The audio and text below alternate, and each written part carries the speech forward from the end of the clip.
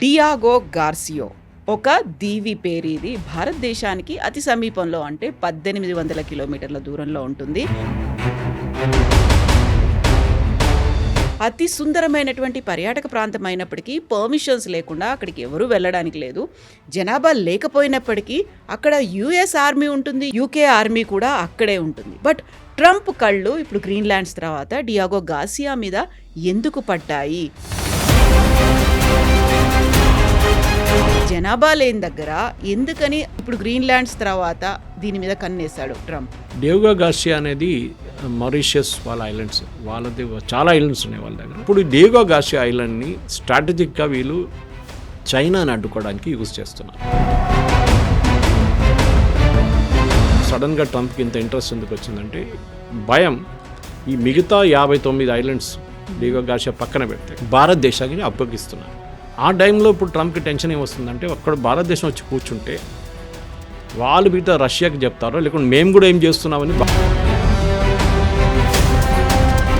America ఎక్కడో ఉంది, UK ఇంకెక్కడో ఉంది. అక్కడి నుంచి ఇక్కడి దాకా వచ్చి వాళ్ళకి బేస్ని సెట్ చేసుకోవాల్సినటువంటి అవసరం ఏముంది? ఎందుకంత ఎక్కడో అన్మాన్డ్ దీవులు ఏవైతే ఉన్నాయో వాటి దగ్గరికి వెళ్ళి వీళ్ళు అన్నిటినీ త్రివిధ దళాలని అక్కడ మోహరించుకునేంత థ్రెట్ ఎందుకని అనిపిస్తోంది వాళ్ళకి? మెయిన్గా భయం రష్యన్స్ వస్తారని ఒక భయం ఉంటుంది. అంటే మారిషియస్ ఇండియాకి ఇవ్వకుండా రష్యాకి ఇస్తారు, లేకుంటే ఇండియా రష్యా కోసం పనిచేస్తారు అని ఒక డౌట్.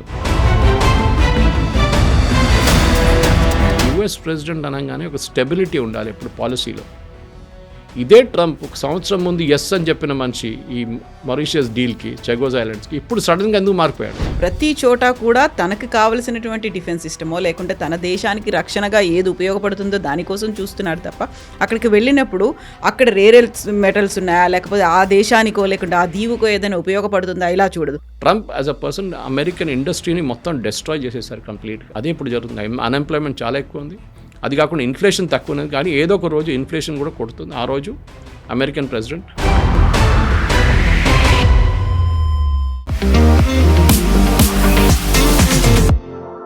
నమస్తే, నేను Kavitha. Welcome to I dream news and నిజాలు. డియాగో గార్సియో ఒక దీవి పేరు. ఇది భారతదేశానికి అతి సమీపంలో, అంటే 1800 కిలోమీటర్ల దూరంలో ఉంటుంది. ఇక్కడ జనాభా అసలే లేదు. కాకపోతే అతి సుందరమైనటువంటి పర్యాటక ప్రాంతం అయినప్పటికీ పర్మిషన్స్ లేకుండా అక్కడికి ఎవరూ వెళ్ళడానికి లేదు.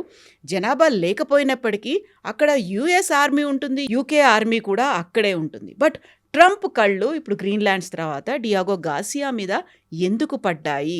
ఎందుకని యూకే మీద ఇప్పుడు ట్రంప్కి అంత కోపం వచ్చింది? మనతో పాటుగా ఉన్నారు సీనియర్ జర్నలిస్ట్ సురేష్ కొచ్చాతిల్ గారు. సార్ నమస్తే. సో గ్రేటెస్ట్ స్టూపిడిటీ అంటున్నాడు ట్రంప్ యూకే డియాగో గార్సియాని మారిషస్కి అప్పగించడాన్ని. బట్ అది మన దగ్గరే ఉంటే మనకు హెల్ప్ అవుతుంది అనేటువంటి మాట. అసలు జనాభా లేని దగ్గర ఎందుకని ఇప్పుడు గ్రీన్లాండ్స్ తర్వాత దీని మీద కన్నేశాడు ట్రంప్? డియాగో గార్సియా అనేది మారిషియస్ వాళ్ళ ఐలాండ్స్, వాళ్ళది చాలా ఐలాండ్స్ ఉన్నాయి వాళ్ళ దగ్గర. దాంట్లో 60 ఐలాండ్స్ పేరు చెగోస్ ఐలాండ్స్ అన్నది, పార్ట్ ఆఫ్ మారిషియస్. కానీ ఆ టైంలో బ్రిటిష్, డచ్, ఫ్రెంచ్ వీళ్ళందరూ పరిపాలించారు ఈ ఏరియాలో. మన దగ్గర కూడా ఈస్ట్ ఇండియా కంపెనీ వచ్చారు ఆ టైంలో. సో ఈ చెగోస్ ఐలాండ్స్ని బ్రిటిష్ ఆ టైంలో I think it was 1814 occupy చేసుకున్నారు. దాని తర్వాత వాళ్ళ దగ్గరే ఉండేది. స్లోలీ ఈ కోల్డ్ వార్ అంతా స్టార్ట్ అయిన టైంలో యుఎస్ కూడా అక్కడ ఒక బేస్ సెటప్ చేసుకున్నారు. ఫస్ట్ యూకే బేసే, అది యుఎస్ కూడా వాడుకుంటున్నారు అన్నమాట దానికోసం. సో దీన్ని డియాగో గార్సియా అని పేరు పెట్టారు. ఉన్న 60 ఐలాండ్స్లో ఒక ఐలాండ్ ఇది అన్నమాట.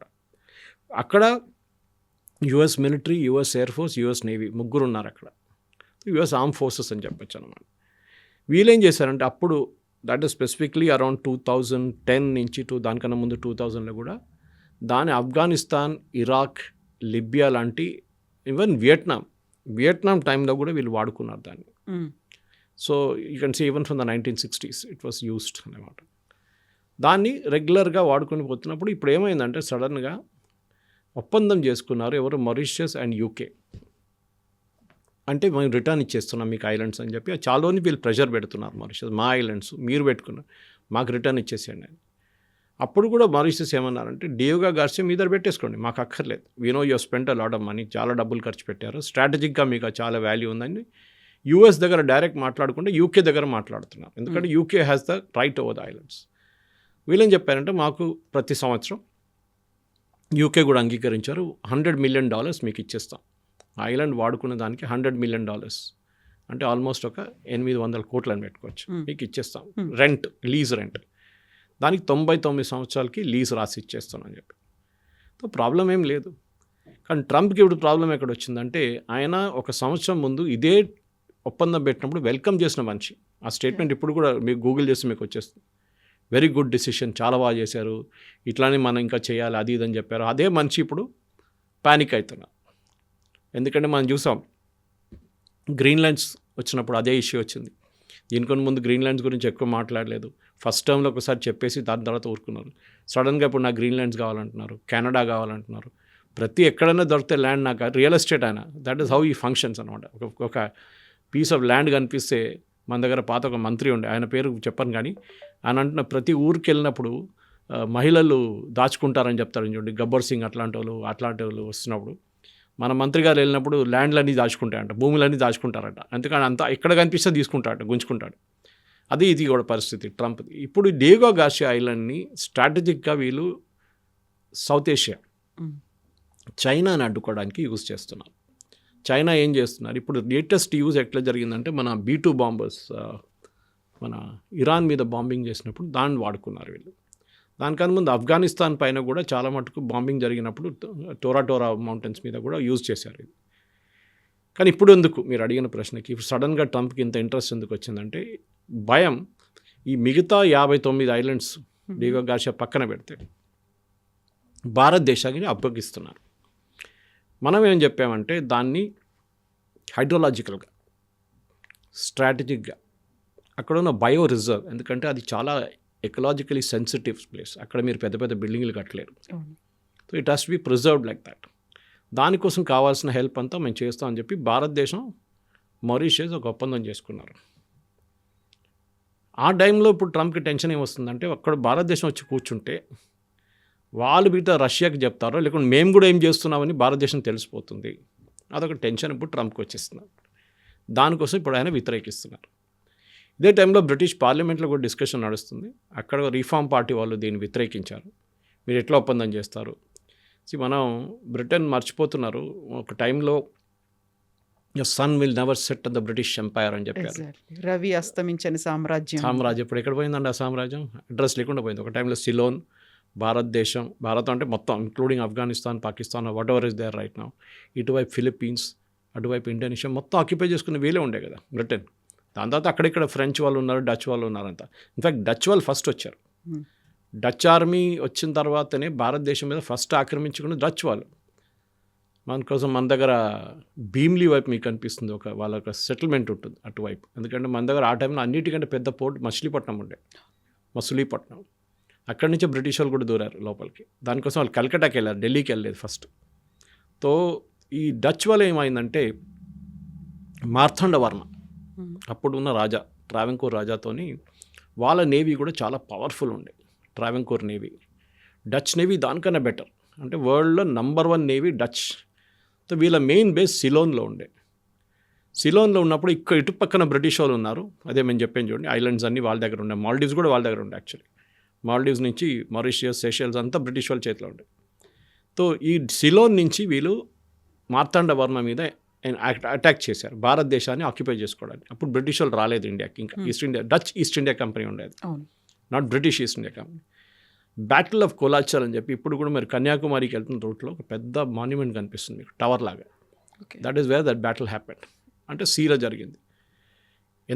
ఇప్పుడు కూడా మీరు మిలిటరీ కాలేజెస్కి వెళ్తే, నేను కూడా ఇక్కడ మిలిటరీ కాలేజ్కి వెళ్తే చూసాను, బిగ్గెస్ట్ నేవల్ బ్యాటిల్స్లో the battle of Colachel between Dutch East India company and Marthanda Varma navy. Marthanda Varma navy వాళ్ళని ఓడించారు డచ్ని. The last battle. ఇన్ఫ్యాక్ట్ వాళ్ళ మెయిన్ అడ్మిరల్ని అరెస్ట్ చేసి మార్తాండవర్మ కోర్టుకు తీసుకొచ్చి, మార్తాండవర్మ ఆయన్ని పనిష్ చేయకుండా ఆయనకి చీఫ్ ఆఫ్ ఆర్మీ స్టాఫ్, అంటే వాళ్ళ చీఫ్ ఆఫ్, ఆ టైంలో ఆర్మ్ ఫోర్సెస్ చీఫ్గా చేశారు ఆయన. లెస్టర్ సి అనేది పేరు నాకు, it's very tongue twisting name. అంత పవర్ఫుల్ ఉండే మన మార్తాండవర్మ ఆర్మీ. దాని తర్వాత ఏం జరిగిందంటే, డచ్ మొత్తం కొలాప్స్ అయిపోయారు కంప్లీట్గా. ఆ డిఫీట్తో వాళ్ళు ఎప్పుడు they could not overcome it అనమాట. వాళ్ళు అసలు ధ్వంసం అయిపోయారు complete. They lost Ceylon, they lost, భారతదేశంకి ఎంట్రీ లేదు, అటువైపు ఫిలిప్పీన్స్, ఇండోనేషియా అంతా వాళ్ళ చేతిని జారిపోయింది. ఆ టైంలో బ్రిటిష్ వాళ్ళు వచ్చారు. And this is the time first they went to 1818 at Diego Garcia. ఆ టైంలో డిగో గార్సియా చెగోస్ ఐలాండ్స్కి వెళ్ళారు. ఆ చెగోస్ ఐలాండ్స్ నుంచి Diego Garcia was the part of it అనమాట. కానీ 1950s నుంచి బ్రిటన్ కూడా దాన్ని వాడడం మొదలుపెట్టారు ఫుల్ ఫ్లెజ్గా, అండ్ అమెరికన్స్ రావడం. ఇప్పుడున్న పరిస్థితిలో ప్రాబ్లం ఏం లేదు actually, technically there is no issue. మనం కూడా రెడీగా ఉన్నాం వాళ్ళని హెల్ప్ చేయడానికి మారిషస్కి. కానీ యుఎస్ అడ్డుకుంటున్నాం. యుఎస్ అంటున్నారు ఇప్పుడు, why are you doing it, foolish move, that is చేయకూడదు, వాళ్ళకి ఇవ్వకూడదు. అరే వాళ్ళ ఐలాండ్స్, వాళ్ళ ఇండిపెండెన్స్ వచ్చిన తర్వాత వాళ్ళు ఎప్పటి నుంచో అడుగుతున్నారు, మా 60 ఐలాండ్స్ మాది, మాకు ఇచ్చేసేయండి అంటే ఒప్పందం చేసుకున్న తర్వాత 2025లో చేశారు. 2022లో డిస్కషన్స్ మొదలైంది బ్రిటన్తో, యూకేతో. దాని తర్వాత 25లో సంతకం పెట్టారు. అన్నీ జరిగిన తర్వాత ఇప్పుడు ఎట్లా అపోజ్ చేస్తారండి, ఇదే అర్థం కావట్లేదు. సో మీ బేస్ పోతుందంటే ఒక భయం ఉంటుంది, అది లేదు కదా ఇప్పుడు, the base is still there. కానీ అటువైపు భారతదేశం ఏమో మేము ఆ మిగతా ఐలాండ్స్ని హైడ్రలాజికల్గా డెవలప్ చేసి అక్కడున్న మెరైన్ రిసోర్సెస్ని కూడా మేము, అది ఫిషరీ ఉండొచ్చు, మిగతా ఏమైనా ఉండొచ్చు, మేము డెవలప్ చేసి ఇస్తామని చెప్పి ఒక ప్రాజెక్ట్స్ మొదలు పెడదాం అనుకుంటే ఈ ప్రాబ్లం మొదలైంది. సో అమెరికా ఎక్కడో ఉంది, యూకే ఇంకెక్కడో ఉంది, అక్కడి నుంచి ఇక్కడి దాకా వచ్చి వాళ్ళకి బేస్ని సెట్ చేసుకోవాల్సినటువంటి అవసరం ఏముంది? ఎందుకంత ఎక్కడో అన్మాన్డ్ దీవులు ఏవైతే ఉన్నాయో వాటి దగ్గరికి వెళ్ళి వీళ్ళు అన్నిటినీ త్రివిధ దళాలని అక్కడ మోహరించుకునేంత థ్రెట్ ఎందుకని అనిపిస్తోంది వాళ్ళకి? థ్రెట్ ఏంటంటే వాళ్ళకి మెయిన్గా భయం రష్యన్స్ వస్తారని ఒక భయం ఉండే ముందే. అంటే మారిషస్ ఇండియాకి ఇవ్వకుండా రష్యాకి ఇస్తారు, లేకుంటే ఇండియా రష్యా కోసం పనిచేస్తారు అని ఒక డౌట్ ఉంది. అంటే ఎన్ని ఎయిర్క్రాఫ్ట్ ఉంది, ఎన్ని నేవల్ షిప్స్ అక్కడ ఉన్నాయి, ఎప్పుడు టేక్ ఆఫ్ చేస్తుంది, ఎప్పుడు ల్యాండ్ చేస్తుంది ఎయిర్క్రాఫ్ట్, ఎంతోమంది అక్కడ ఉన్నారు. ఇప్పుడు 2500 మంది ఉన్నారు పర్సనల్ అక్కడ. అంతే, దానికన్నా ఎక్కువ వాళ్ళు తట్టుకోలేరు ఐలాండ్స్. అది ఇట్స్ వెరీ సెన్సిటివ్ అనమాట. అక్కడ మీరు డ్రైనేజ్ ఫెసిలిటీస్ ఉండదు తక్కువ, డ్రింకింగ్ వాటర్, పవర్ సప్లై, ఇదంతా మన లక్షద్వీప్ లాగా, మన అండమాన్స్ లాగానే ఉంటుంది అనమాట. మనం ఏం చేస్తున్నాం అంటే మన వైపు నుంచి కూడా వీఆర్ నౌ ఒక కాన్సన్ట్రేషన్ ఏంటంటే, ఒకటి శ్రీలంక వైపు నుంచి, ఇంకోటి గ్రేట్ నికోబార్ ప్రాజెక్ట్ ఒకటి, ఇటువైపు లక్షద్వీప్లో we are set up full fledged naval command. ఇప్పుడు మన దగ్గర మాల్డీవ్స్లో ఆల్రెడీ ఉన్నారు. ఆ క్యాంపెయిన్ నడిపించిన తర్వాత కూడా మ్యూజియం కేమ్ డౌన్ అండ్ ఇప్పుడు అగ్రీ చేశారు. అక్కడ మన ఇక్కడ నేవల్ ఫెసిలిటీ ఒకటి ఉంది అక్కడ. శ్రీలంకలో మనం అక్కడ ఉన్న ఒక నేవల్ డాక్యార్డ్ని కొనుక్కున్నాం. ఎందుకంటే చైనా అక్కడ వచ్చి హంబాబోటా పోర్ట్ టేక్ ఓవర్ చేసుకున్నప్పుడు అప్పుడు ఇమ్మీడియట్గా మనకి రెడ్ ఫ్లాగ్స్ రైజ్ అయినాయి. మనం కూడా ఒక ప్రెజెన్స్ ఉండాలని చెప్పి లక్కీలీ ఒక 2 సంవత్సరాల ముందు ఒక శ్రీలంకన్ ఒక నేవల్ షిప్ యార్డ్ బ్యాంక్రప్ట్ అయిపోయారు, దివాలా అయిపోయారు. అప్పుడు మన మ్యాజగాన్ డాక్, మన దగ్గర ఉన్న గవర్నమెంట్ ఆఫ్ ఇండియా వాళ్ళ Mazagon dock even though individual కంపెనీగా ఇన్వెస్ట్ చేసి ఆ టేక్ ఓవర్ చేసుకున్నాం. సో మనకు presence great Nicobar, Colombo, Maldives, Mauritius, Lakshadweep, string of pearls. In fact Maldives అనే islands Lakshadweep extension. The last island లక్షద్వీప్లో ఉన్నది I think it's Minicoy. Minicoy ఐలాండ్లో మాట్లాడుతున్న భాషనే మాల్డీవ్స్లో మాట్లాడతారు.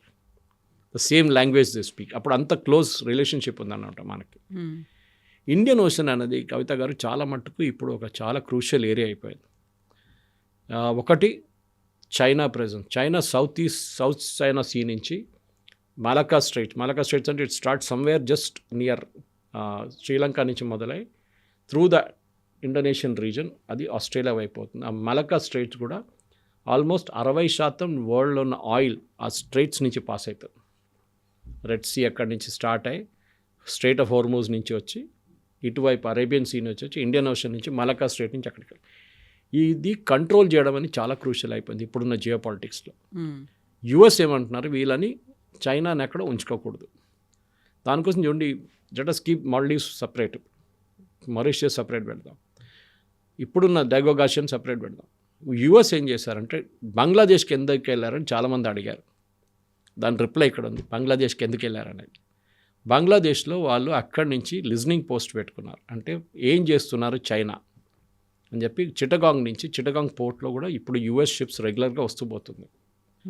అది కాకుండా మయన్మార్లో టిప్ ఆఫ్ మయన్మార్ ఒకటి అండ్ మయన్మార్ 2 సైడ్లలో వాళ్ళు 3 పోస్టులు కొనుక్కున్నారు వాళ్ళు. అంటే లీజ్లో తీసుకున్నారు. వెరీ సీక్రెట్, ఎక్కువ గొడవ చేయరు వాళ్ళు దాని గురించి. అక్కడి నుంచి కూడా చైనీస్ని ట్రాక్ చేస్తున్నారు అమెరికా. చైనా, రష్యా కన్నా ఎక్కువ ప్రాబ్లం అమెరికాకి చైనాతో ఉంది. ఎందుకంటే చైనీస్ నేవల్ ప్రెజెన్స్ కానివ్వండి, చైనీస్ ఆర్మీ చైనీస్ టెక్నాలజీ చాలా మట్టుకు అమెరికాని మ్యాచ్ చేస్తుంది ఇప్పుడు. సో అమెరికాకి చాలా భయం ఉంది, రేపు ఒక యుద్ధం వస్తే దానికి మెయిన్ కారణం చైనా ఉంటుంది, రష్యా కాదని చెప్పేసి. రష్యాకి వాళ్ళ ప్రాబ్లమ్స్ వాళ్ళకు ఉంది, ఎస్పెషల్లీ యుక్రెయిన్ వాళ్ళ తర్వాత. ఈ పరిస్థితుల్లో చైనాని కంట్రోల్ చేయాలి. మనం ఏం చేసాం, hour strategy is also very interesting. మనం ఏం చేసామంటే ఈ గ్రేట్ నికోబార్ ప్రాజెక్ట్తోని మనం కంప్లీట్గా ఒక ట్రాన్స్షిప్మెంట్ ప్రాజెక్ట్ పెడుతున్నాం. అక్కడ పెద్ద ఒక కమాండ్ ఫెసిలిటీ రాబోతుంది. ఆల్రెడీ మన కమాండ్ అక్కడ ఉంది, ట్రై సర్వీసెస్ కమాండ్ ఉంది. ట్రై సర్వీస్ అంటే ఆర్మీ, నేవీ, ఎయిర్ ఫోర్స్ ఐలాండ్స్లో ఉంది. సునామీలో కొంచెం డ్యామేజ్ అయింది కానీ దాని తర్వాత it picked up very well. అక్కడ ఐఎన్ఎస్ బాజ్ అని చెప్పి ఒక పెద్ద మన ఎయిర్ ఫోర్స్ ఫెసిలిటీ కూడా ఉంది in the Andaman and Nicobar islands. కానీ మనకు అక్కడ చిన్నగా ప్రాబ్లం ఏమొచ్చిందంటే ఈ Andaman and Nicobar islands top మోస్ట్లో మయన్మార్ కొన్ని ఐలాండ్స్ ఉన్నాయి. మీరు మ్యాప్లో వెళ్ళి చూస్తే మీకు కనిపిస్తుంది. కొక్కో ఐలాండ్స్ అని ఒక ఐలాండ్ ఉంది, బహుశా మాట్లాడాను దీని గురించి ముందు మనం. ఈ కొక్కో ఐలాండ్స్ కూడా చాలా క్రూషియల్, ఎందుకంటే అక్కడ చైనా కూర్చున్నారు. అక్కడి నుంచి ఒక 200-300 కిలోమీటర్లో యూఎస్ షిప్స్ కూర్చుంది. చైనీస్ కోకో ఐలాండ్స్ ఎందుకు టేక్ ఓవర్ చేసుకున్నారంటే అక్కడి నుంచి వాళ్ళు విశాఖపట్నం వైపు మన సబ్మెరీన్స్ని ట్రాక్ చేయడానికి వాళ్ళకి ఒక రూట్ వచ్చేస్తుంది. అక్కడి నుంచి భారతదేశంలో సబ్మెరీన్ బేస్ ఇస్ విశాఖపట్నం. ఇప్పుడు కొత్తగా బేస్ కడుతున్నాం విశాఖపట్నం నుంచి ఇంకో 100 కిలోమీటర్ పైకి. అక్కడ స్పెసిఫిక్గా ఓన్లీ ఫర్ సబ్మెరీన్స్, ఎందుకంటే ఈస్టర్న్ నేవల్ కమాండ్లో అన్నీ ఉంటుంది, షిప్స్ ఉంటుంది, సబ్మెరీన్స్ ఉంటుంది, ఫ్రైటర్స్ ఉంటుంది, అన్నీ ఉంటుంది, డెస్ట్రాయిస్ ఉంటుంది. సో సపరేట్గా సబ్మెరీన్ బేస్ కూడా బిల్డ్ చేస్తున్నాం మనం విశాఖపట్నం నుంచి, శ్రీకాకుళం నుంచి కొంచెం అటువైపు. అది ఇంకా టైం పడుతుంది, బహుశా ఇంకా ఒక 10 yearsలో డెవలప్ అయిపోతుంది ఫుల్. సో ఈ Indian Ocean region, Arabian Sea, bay of Bengal, ఇది ఇప్పుడున్న మ్యారిటైమ్ రూట్లో చాలా క్రూషియల్ అయిపోయింది. యుఎస్కి ఎయిర్ ఫోర్స్ సపోర్ట్, మొన్న జరిగిన B-2 బాంబింగ్లో కూడా వాళ్ళు యుఎస్ డైరెక్ట్ తీసుకొచ్చారు అక్కడి నుంచి, యుఎస్ నుంచి. కానీ రీఫ్యూయలింగ్కి వెళ్తున్నప్పుడు ఏం చేస్తారంటే వాళ్ళు ల్యాండ్ కూడా చేయరు ఒకసారి, కానీ రీఫ్యూయలింగ్కి ల్యాండ్ చేశారంటున్నారు. మనకు తెలియదు వెదర్ ఇట్ రియలీ హ్యాపెండ్ అన్నమాట. కానీ యూఎస్కి ఏంటంటే అక్కడ మొత్తం అమెరికా నుంచి తీసుకురావడం, లేకుంటే ఒక ఎయిర్క్రాఫ్ట్ క్యారియర్ని పెట్టడం అంటే చాలా ఎక్స్పెన్సివ్. దాని బదులు Diego Garcia makes a lot of sense అన్నమాట. సో దాన్ని రష్యా అటువైపు రాకూడదు, చైనా అస్సలే రాకూడదు. దీనితోనే యూఎస్కి ప్రాబ్లం ఉంది. ఇప్పుడైతే వాళ్ళు ఏం అబ్జెక్ట్ చేయలేరు, ఎందుకంటే బ్రిటిష్ పార్లమెంట్ ఇప్పుడు ఈ చట్టం పాస్ చేయాల్సి వస్తుంది. వాళ్ళు సైన్ చేసిన ఒప్పందాన్ని బ్రిటిష్ పార్లమెంట్ పాస్ చేయాలి. అది పెద్ద ప్రాబ్లం ఏం కాదు, పాస్ చేయొచ్చు వాళ్ళకి. లేకుంటే బ్రిటన్ క్రెడిబిలిటీ ఉండదు. రేపు మీరు ఒప్పందం పెట్టిన మీ పార్లమెంట్కి మీరు పాస్ చేయలేకపోతే మళ్ళీ ఏం గవర్నమెంట్ రా అని అడుగుతారు మీరు కేర్ స్టామర్ దగ్గర. అది జరుగుతుంది కూడా. So that will happen. కానీ ఇప్పుడున్న పరిస్థితుల్లో మీరు చూస్తున్నారు కవిత గారు, ఒకటి గ్రీన్లాండ్, ఒకటి కెనడా, ఇంకోటి వెనిజువేలా. ఇప్పుడు Diego Garcia is already with them. కానీ ట్రంప్కి ఎక్కడ కొంచెం ప్లేస్ కనిపిస్తే అక్కడ ఆయన నాకు ఇక్కడ కావాలి, ఇది నా యుఎస్ టెరిటరీ అంటున్నారు. This is becoming major embarrassment actually. ఎందుకంటే నిన్న చూసాం మన ప్రెసిడెంట్ మ్యాక్రాన్ మీద కూడా ఆయన పర్సనల్ చాట్స్, వాట్సాప్ చాట్ తీసుకొచ్చి సోషల్ మీడియాలో వేసేసారు, విచ్ ఈజ్ నాట్ డన్. ఇప్పుడు మన ఇద్దరు మాట్లాడుకున్నప్పుడు వాట్సాప్లో అది మూడో మనిషికి తెలియకూడదు. Exactly. It might be a secret, it might be a personal chat, whatever it is, or nothing at all. అప్పుడు కూడా ఎందుకు బయట లోకం ఎందుకు తెలియాలి? ఇది ట్రంప్ ఒక ఇమ్మెచ్యూరిటీ చూపిస్తుంది కవిత గారు. That is very very sad. ఎందుకంటే కోపం వస్తే చిన్నపిల్లలు అన్నీ బయటకు చెప్పేసినట్టుగా, అదే మమ్మీ నన్ను కొట్టాడు, సో నేను వెళ్ళి కొడతాను, మీరు వెళ్ళి కొట్టండి వాడిని, ఇదే జరుగుతుంది. సో ఆ ఇమ్మెచ్యూరిటీ, ఎందుకంటే యుఎస్ ప్రెసిడెంట్ అనగానే ఒక స్టెబిలిటీ ఉండాలి ఎప్పుడు పాలసీలో. ఇదే ట్రంప్ ఒక సంవత్సరం ముందు ఎస్ అని చెప్పిన మనిషి ఈ మారిషియస్ డీల్కి, చెగోస్ ఐలాండ్స్కి, ఇప్పుడు సడన్గా ఎందుకు మారిపోయాడు? ఎంత పెద్ద మార్పు ఏం రాలేదు కదా లాస్ట్ ఒక సంవత్సరంలో. చైనా ఎప్పటి నుంచో ఉన్నారు, రష్యా ఎప్పటి నుంచో ఉంది, మనం కూడా ఉన్నాం, చెగోస్ ఐలాండ్స్ ఉన్నాయి. Well what is the problem now? So వీళ్ళు కూడా అంటున్నారు యూ కీప్ ద ఐలాండ్, మాకు $100 million ఇచ్చేసేయండి సంవత్సరానికి. అది కూడా ఒప్పందంలో ఉంది, that we will pay you $100 million, which is a big amount. Mauritius లాంటి దేశానికి ఇట్స్ 800 కోట్లు అంటే it is a huge amount. వాళ్ళు వాడుకుంటారు. బహుశా రేపు మనం కూడా ఒక 2 ఐలాండ్లు తీసుకుంటే, అక్కడ లీజ్లో తీసుకుంటే మనం కూడా డబ్బులు కట్టాల్సి వస్తుంది, which we will have to pay. There is no go అనమాట. కానీ ఇది రియల్ ఎస్టేట్ ప్రాబ్లం అయిపోయింది ఇప్పుడు. ఎగ్జాక్ట్లీ. ఎందుకంటే ఇప్పుడు డావోస్లో ఉన్నారు ట్రంప్. ఆయన ఇప్పుడు ఏమంటే ఫ్రాన్స్ మీద నేను 200% టారిఫ్లు పెట్టేస్తాను, గాజాలో బోర్డ్ ఆఫ్ పీస్లో జాయిన్ చేయలేదు వాళ్ళని చెప్పేసి. మనం కూడా జాయిన్ చేయలేదు కదా, మన మీద ఎందుకు పెట్టట్లేదు? The only country which has said directly as is UAE. వాళ్ళకి $1 billion ఇస్ నథింగ్, చిల్లర. వాళ్ళకి గుడి బయట కూర్చుంటారు చూడండి, వాళ్ళకి వేయడానికి చిల్లర ఇస్తున్నట్లే వాళ్ళు ఒక చిల్లరలాగా ట్రంప్కి పడేస్తారు, తీసుకో బిచ్చోడని చెప్పేసి. అది జరుగుతుంది. గాజా ఆల్సో ట్రంప్కి ఒక రియల్ ఎస్టేట్ ప్రాజెక్ట్ లాగా ఉంది, ఎందుకంటే he's like that. Trump Towers ఇండియాలో ఎక్కువ ఉందండి. నేను ఫ్రెండ్ చెప్పాను, యూఎస్ కన్నా ఎక్కువ ట్రంప్ టవర్స్ ఇండియాలో ఉంది వాళ్ళ కంపెనీ. అంత రియల్ ఎస్టేట్ ప్రాజెక్ట్ ఇక్కడ కట్టారు ట్రంప్ ఇండియాలో. కానీ గాజాలు ఇప్పుడు ఏం చేయబోతున్నారు, ఆయన ఏమన్నారంటే we'll make it like a Mediterranean coastline, ఒక పెద్ద luxurious project, hotels, 5 star hotel. అక్కడున్న ప్రజలు ఎక్కడికి వెళ్తారు? ఆయన ఏం చెప్పారు, అందరిని ఈజిప్ట్ పంపించేద్దాం, ఒక 5-6 సంవత్సరాలకి ఈజిప్ట్ పంపించేసి మొత్తం డెమాలిష్ చేసి వీ విల్ రీబిల్డ్ ఇట్ అని. కానీ ఆ రీబిల్డింగ్ ఎప్పుడు ఇజ్రాయెల్ ఒప్పుకోరు. ఇజ్రాయెల్కి భయం అంటే లాస్ట్ టైం రీబిల్డింగ్ జరిగినప్పుడు టనల్స్ కట్టుకున్నారు దాని కింద. ఆ రీబిల్డింగ్ స్పాన్సర్ చేసింది ఇరాన్, హమాస్ కోసం. ఇప్పుడు ఎవరు స్పాన్సర్ చేస్తారు? మా ఇండియాని పిలిచారు, చాలా దేశాలు పిలిచారు, కెనడాని పిలిచారు, ఫ్రాన్స్, యూఏఈ, సౌదీ అరేబియా అందరినీ పిలిచారు ఆయన. బోర్డ్ ఆఫ్ పీస్, ఎంత పెద్ద బోర్డు ఇవాళ ఎవరు కనిపించేదేమో 60 మంది 70 మంది ఉండొచ్చు, ప్రెసిడెంట్స్ అండ్ ప్రైమ్ మినిస్టర్స్. అందరూ $1 బిలియన్ పెట్టాలంట. ఒరిజినల్లీ మీకు గుర్తుంటుంది కవిత గారు, ట్రంప్ ఫస్ట్ గాజా మొత్తం ఈ డెమాలిషన్ ప్లాన్ వచ్చినప్పుడు అందరూ వ్యతిరేకించారు. Even Saudi Arabia objected. మేము మొత్తం డెమాలిష్ చేసి కన్స్ట్రక్ట్ పోతాం. అక్కడ అందరూ అడిగిన ప్రశ్న ఇదే, నేను అడిగిన ప్రశ్న, అక్కడ ఉన్న ప్రజలు ఎక్కడికి వెళ్తారు? ఈసారి ఈజిప్ట్ పంపిస్తాం, జార్డన్ పంపించేస్తాం అని డెమాలిషన్ చేసి అన్ని కన్స్ట్రక్ట్ చేసిన వాళ్ళు రిటర్న్ పిలిపించుకుందాం, లేదా అక్కడే ఉండేయండి వాళ్ళని అన్నారు. ఇప్పుడు ప్రాబ్లం ఎక్కడ వస్తుందంటే గాజాలో పెట్టిన పెట్టుబడికి మనకేమొస్తుంది? మనకి 2 ఫ్లాట్లు ఇస్తారా అక్కడ? మనకి ఒక టవర్ ఇచ్చేస్తారా మనకి? లేకుంటే మనకి ఏదైనా యాక్సెస్ ఇస్తారా? అక్కడ ఏం లేదు. అక్కడ ఏదో పెద్ద రేర్ ఎర్త్స్ ఉంది, అది ఉంది, ఇది ఉంది అంటే ఇంకో మాట. అక్కడ ఇట్ ఈస్ బేసిక్లీ ట్రంప్కి ఏంటంటే ఆయన అక్కడ ఒక ప్రాజెక్ట్గా డెవలప్ చేసి దాన్ని బహుశా ఒక ట్రంప్ టవర్ లాగా మార్చుకుంటారేమో తర్వాత. అప్పుడు దాకా ఆయన 3 years అయిపోతుంది ఇంకా. Then he will be next president. దీని మీద కాన్సన్ట్రేట్ చేయవచ్చు. గాజా ఒకటి, గ్రీన్లాండ్. ఇప్పుడు గ్రీన్లాండ్ లేటెస్ట్ మీరు చూసుంటారు. ఇప్పుడు జరుగుతున్న దాంట్లో ఇప్పుడు గ్రీన్లాండ్ గురించి అసలు మాట్లాడలేదు. కొన్ని రోజులు, ఒక 3 రోజుల నుంచి గ్రీన్లాండ్ గురించి మాట్లాడింది. అక్కడున్న ప్రజలు కూడా వ్యతిరేకిస్తున్నారు. ఈయనేమన్నారు, అక్కడున్న ప్రతి మనిషికి $100,000 ఇచ్చేద్దాం, $1,00,000 ప్రతి, అక్కడ 55,000 మంది ఉన్నారు, వాళ్ళందరికీ ఇచ్చేద్దాం. వాళ్ళేమంటున్నారంటే, వాళ్ళు పొద్దున్న కూడా చూశాను నేను, అక్కడ ఉన్న కొన్ని లీడర్స్ మాట్లాడుతూ, ట్రంప్ ఇక్కడ వస్తే ఆయన వెదర్ తట్టుకోలేరు, అంత దారుణమైన వెదర్ ఉంది ఇక్కడ, వాళ్ళ ఫోర్సెస్ తట్టుకోలేరు. ఆల్రెడీ వాళ్ళ బేస్ అక్కడ ఉంది, థూల్స్ ఎయిర్ ఫోర్స్ బేస్ అని ఉండి, దాన్ని ఇప్పుడు మార్చి స్పేస్ కమాండ్గా చేశారు. ఇప్పుడు ఇక్కడ వాళ్ళు వచ్చి ఉండలేరు. సరే కావాలంటే ఇంకా 2 బేసులు తీసుకో, మాకు ప్రాబ్లం లేదు, కానీ మేము ఇక్కడ నుంచి వెళ్ళాము, this is our territory. And clearly ఆమె యొక్క క్లాస్ వార్ అని చెప్తుంది. ఎందుకంటే we look like brown skin, మమ్మల్ని వైట్ స్కిన్ వాళ్ళు తీసేస్తున్నారు. ఇది పాత 1800s నుంచి జరుగుతున్న ఒక కోలనైజేషన్ ప్రాసెస్. ట్రంప్ మళ్ళీ తీసుకొస్తున్నారు దాన్ని. సో ఈ పొజిషన్లో గ్రీన్లాండ్ కూడా ఇప్పుడు దే ఆర్ అబ్జెక్టింగ్. దాంతో అన్నిటికంటే పెద్ద ప్రాబ్లం ఇప్పుడు EU స్ప్లిట్ అయిపోయారు కంప్లీట్గా. EU నేను అనుకుంటాను, ఎందుకంటే వాళ్ళంతా 27 దేశాలు ఉన్నాయి EU. అది కాకుండా నేటో కూడా ఉన్న 20+. ఈ నేటో కానీ EU కానీ దే విల్ గెట్ సింప్లీ, ఇది ఏదైనా గ్రీన్లాండ్ మీద కాలు పెడితే కూడా ట్రంప్ రేపు ఆల్రెడీ ఉన్నారు బేస్, అది కాకుండా మేము ఆక్యుపై చేస్తాము, మేము ఆర్మీని పంపిస్తాము, అది చేస్తాం, ఇది చేస్తాను చేస్తే మొత్తం the entire EU mechanism NATO collapse అయిపోతుంది. ఉండదు, నేటో అనే ఒక ఫోర్స్ ఉండే ప్రసక్తే లేదన్నమాట. ఇది ప్రాబ్లం.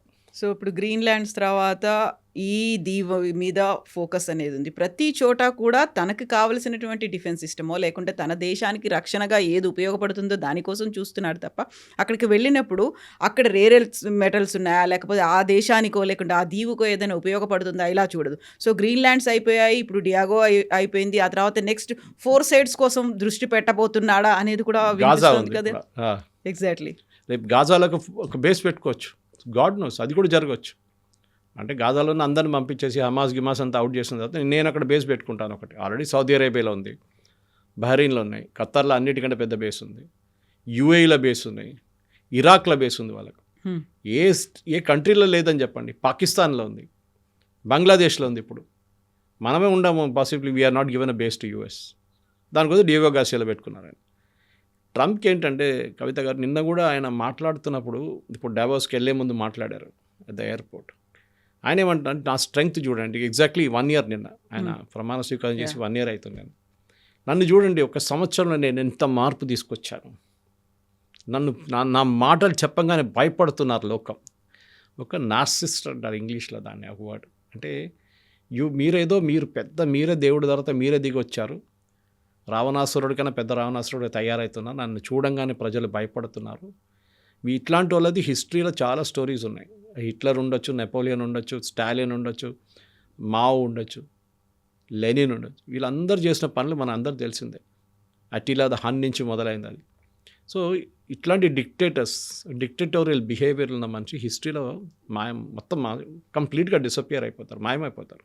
అందులో ఆయన వెరీ రీసెంట్గా ఇంకో మాట కూడా చెప్పారు, నాకు నోబెల్ పీస్ ప్రైజ్ ఇవ్వనప్పుడు నేను ఇంకా వీటన్నిటి గురించి నేను ఎందుకు ఆలోచించాలి, నేను ఎందుకు కృషి చేయాలి. నార్వీజియన్స్కి చెప్పారు డైరెక్ట్, ఆలోచించండి, మీరు నాకు నోబెల్ ప్రైజ్ ఇవ్వలేదు కదా, నేను చూసుకుంటాం. ఆలోచించి is that the way US president speaks? ఒక మెచ్యూరిటీ ఉండాలి. డేవ్గా గార్సియా కానీ మీరు గ్రీన్లాండ్ చూడ కన్సిస్టెంట్ పాలసీ ఉండే యూఎస్కి 50-60 సంవత్సరాల నుంచి. ఆ పాలసీ ఎప్పుడు మారలేదు. డెమోక్రటిక్ ప్రెసిడెంట్ ఉండి, రిపబ్లికన్ ప్రెసిడెంట్ ఉండి, ఏదో బుష్ టైం నుంచి ఒబామా, క్లింటన్, దాని తర్వాత అగైన్ బైడెన్, ఎక్కడ ఈ పాలసీ మారలేదు. కానీ ట్రంప్ వచ్చిన తర్వాత ఫస్ట్ టర్మ్లో కరెక్ట్ కొంచెం స్టేబుల్గా ఉన్నాడు మనిషి. సెకండ్ టర్మ్లో రాగానే ఆయనకి ఏదో ఇప్పుడు డెస్పరేట్ అయిపోయాడు. నాకు ఒక 3వ టర్మ్ దొరికితే అది కూడా బాగుంటుంది, ఇట్లా చేసి చూపించిన తర్వాత యూఎస్ ప్రజలు అంటారు, రేపు మా ప్రెసిడెంట్ ఫర్ లైఫ్, మన నార్త్ కొరియాలో ఉన్నాడు చూడండి కిమ్ జాంగ్ ఉన్ లాగా, ప్రెసిడెంట్ ఫర్ లైఫ్ పెట్టుకుందాం ట్రంప్ గారిని, ఇంకా ఏ ప్రెసిడెంట్ ఎలక్ట్ కాకూడదు. అట్లాంటి ఒక పరిస్థితికి తీసుకురావాల్సి, ఒక నార్సిసిస్ట్ అయిపోయాడు ఆయన. అంటే ఆయన పిక్చర్ ఆయనకు మిర్రర్లో చూడడం చాలా నచ్చినది, ఆయన వాయిస్ ఆయనకు నచ్చడం మొదలుపెట్టింది.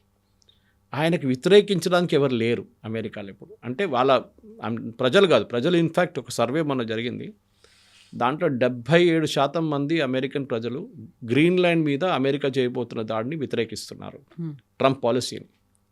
ఇప్పుడు ఏమంటారు ఈయన? అది ఆయన క్యాబినెట్, ఆయన ఇన్నర్ క్యాబినెట్లో ఉన్న వాళ్ళు, సెక్రటరీ ఆఫ్ స్టేట్ కానీ, డిఫెన్స్ సెక్రటరీ హెస్కెత్ కానీ, వీళ్ళెవ్వరూ ఆయన మీద ఒక్క మాట కూడా రిటర్న్ చెప్పలేకపోతున్నారు. అంత ఒక డిక్టటోరియల్ యాటిట్యూడ్ అయిపోయింది. ఏమని అంటే నేను తీసి పడేస్తాను, నేను అయిపోయింది, అవుట్, కథ. మనం చూస్తున్న అటార్నీ చూస్తున్న files, Epstein file hand over చేయాలని చెప్పి ఒక ఆయన సాక్ చేసేసారు మొన్న. ఎందుకండి ఇది? FBI ఒక సీనియర్ ఆఫీసర్ని సాక్ చేశారు మొన్న. ఆయనకు ఎవరైనా నచ్చకపోతే అంతే సంగతి, they will just take him and throw him out అనమాట. ఇది యూఎస్కి చాలా డేంజరస్. ఎందుకంటే end of the day US ఒక డిక్టటోరియల్ రాజ్యం కాదు, అది డెమోక్రటిక్ కంట్రీ. ఇప్పుడు మిడ్ టర్మ్ పోల్స్ రాబోతుంది. ఈ నిన్న జడ్జ్మెంట్ రావాలండే టారిఫ్ల గురించి, అది రాలేదు, మళ్ళీ పోస్ట్పోన్ అయింది, వాయిదా పడింది. అది మళ్ళీ ఎప్పుడు వస్తుందో తెలియదు, నెక్స్ట్ వారమో, అది కాకుండా నెక్స్ట్ వీక్ ఉండొచ్చు. మిడ్ టర్మ్ పోల్స్ వచ్చినప్పుడు చాలా మటుకు Trump is in a very dangerous territory. అంత నెగటివ్ ఉంది ఇప్పుడు ఇమేజ్. బహుశా దీని తర్వాత ట్రంప్కి రావాల్సిన అన్నిటికంటే పెద్ద పొలిటికల్ ఒక hit will be mid term poll. దాంట్లో ఆయన ఓడిపోయారు అనుకోండి, మిడ్ టర్మ్ పోల్ ఆయన ఓడాడు, ఆయన సీట్లు తగ్గిపోతుంది వాళ్ళ సెనెట్లో, కాంగ్రెస్లో తగ్గిపోతే ఆయన ఒక్క బిల్లు కూడా పాస్ చేయలేరు. ఈ టారిఫ్ మీద సుప్రీంకోర్టు ఓవర్ రూల్ చేస్తే $200 బిలియన్ రిటర్న్ కట్టాల్సి వస్తుంది, ఎవరెవరి దగ్గర తీసుకున్నారు అని. ఆయన ఏమంటారు, నేను పెంచాను చూడండి $200 billion, I have raised capital.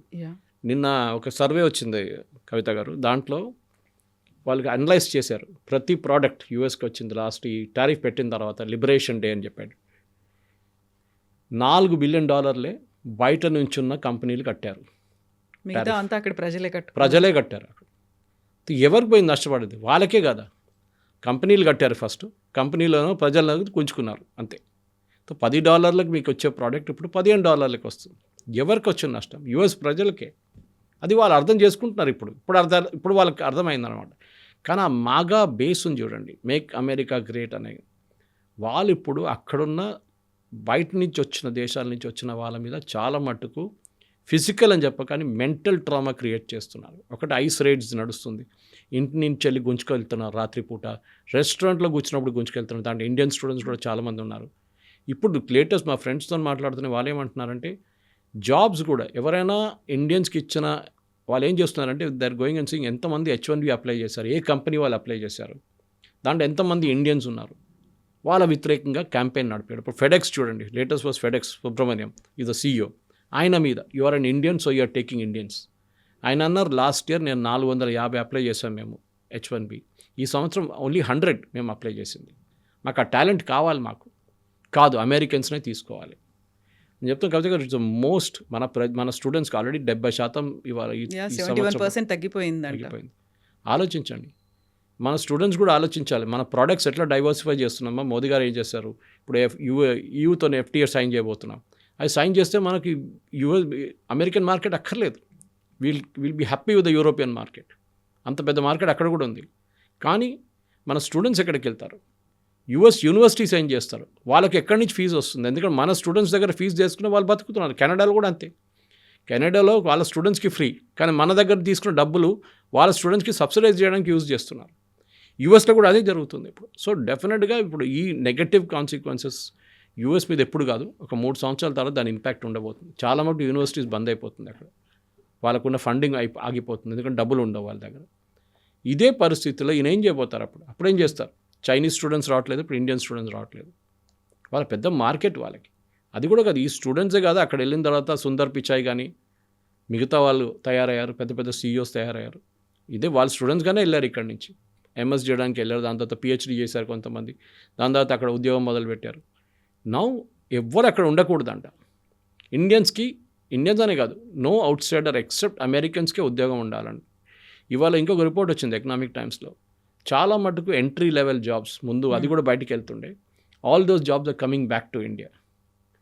చాలా మంచి పని, ఎందుకంటే మన దగ్గర ఇంజనీరింగ్ కాలేజ్ నుంచి పాస్ అవుట్ అయ్యే పిల్లలకి ఎంట్రీ లెవెల్ జాబ్సే దొరుకుతుంది ఫస్ట్. కానీ మన వాళ్ళు ఏంటంటే ఇక్కడ నుంచి MS చేయడానికి అక్కడికి వెళ్తారు, అక్కడ OPT తీసుకుంటారు, దాని తర్వాత అక్కడ గ్రీన్ కార్డ్ ట్రై చేస్తారు, లేకుంటే H1B తర్వాత దాని గ్రీన్ కార్డ్. ఇప్పుడు గ్రీన్ కార్డ్ వాళ్ళని కూడా పంపించేస్తున్నారు. ఆలోచించండి, మనం ఎప్పుడు అనుకున్న గ్రీన్ కార్డ్ అంటే it's a permanent settled invent US అనుకున్నా, కాదు. That also is like a visa, now you're being send back. సో వాళ్ళ వైపు నుంచి చూస్తే తప్పేం లేదు, కానీ మన వాళ్ళు దాన్ని ఎక్స్ప్లాయిట్ చేశారు, కరెక్ట్. H1Bని మిస్యూజ్ చేశారు, ఎస్. కానీ ఈ పరిస్థితుల్లో అమెరికా నుంచి మనం ఒప్పందం చేయాలన్నా వద్దా, ఎందుకంటే మనం ఎట్లా ట్రీట్ చేస్తున్నారు. వీఆర్ నాట్ ఎ స్మాల్, మనం ఏదో పాకిస్తాన్ బంగ్లాదేశ్ కాదు, మనం 144 కోట్ల మంది ఉన్న పాపులేషన్ ఉన్న కంట్రీ మనది. మనతో ఎట్లా డీల్ చేస్తున్నారు, మనం కూడా అదే టైప్ డీల్ చేయాలి. దానికోసం మోదీ గారు ఏం మాట్లాడలేదు, మేము సంతకం పెట్టలేదు, కథం అయిపోయింది కదా.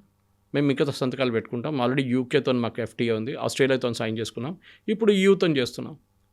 ఒకరోజు మీరు దిగి వస్తారు, ఆ రోజు చూసుకుందాం. ఆల్రెడీ వాళ్ళ పాపం కష్టపడుతున్నాడు, they are latest man mister Gaur కష్టపడుతున్నారు ఎంబసీలో, అంబాసిడర్. ఆయన పాపం తిరుగుతున్నారు, అంబానీని కలిశారు, నిన్న ముఖేష్ అంబానీ కలిశారు, చంద్రశేఖర్ గారిని కలిశారు, పీయూష్ గోయల్ కలిశారు, బాంబేకి వెళ్ళి ఫడ్నవీస్ని కలిశారు. He's trying to repair the things. కానీ డ్యామేజ్ చాలా ఎక్స్టెన్సివ్గా ఉంది ఇప్పుడు డ్యామేజ్. అది మనం ఎందుకు పెట్టుబడి అమెరికాలో పెట్టాలని అడుగుతున్నారు.